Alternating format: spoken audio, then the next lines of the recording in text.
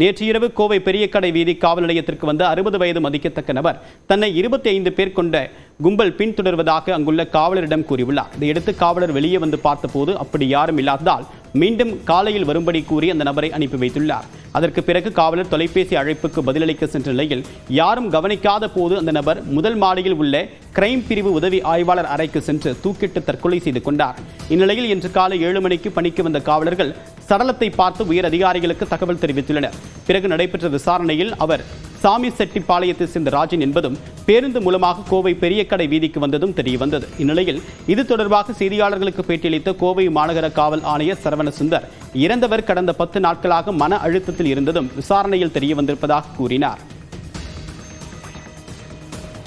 ஃபேமிலியில் அங்கே என்கொயரி பண்ணதில் அவர் ஒரு 2-3 நாளாகவே கொஞ்சம் மென்டலி அன்ஸ்டேபிளாக இருந்திருக்காரு.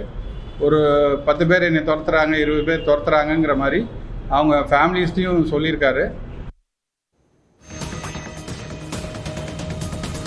இதனிடையே இந்த விவகாரத்தில் பணியின் போது அலட்சியமாக இருந்ததாக காவலர் செந்தில்குமாரையும் அறையை பூட்டாமல் சென்றதாக உதவி ஆய்வாளர் நாகராஜையும் ஆயுதப்படைக்கு மாற்றி கோவை மாநகர காவல் ஆணையர் சரவணசுந்தர் உத்தரவிட்டிருக்கிறார்.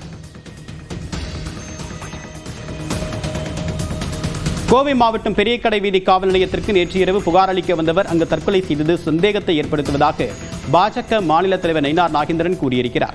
புகார் அளிக்க வந்த நபர் இரவு முழுவதுமாக காவல் நிலையத்தில் இருந்தது எப்படி யாருக்கும் தெரியாமல் போனது என்றும் அவர் தூக்கு கயிறுடன் காவல் நிலையம் வந்தாரா என்றும் கேள்வி எழுப்பியுள்ளார்.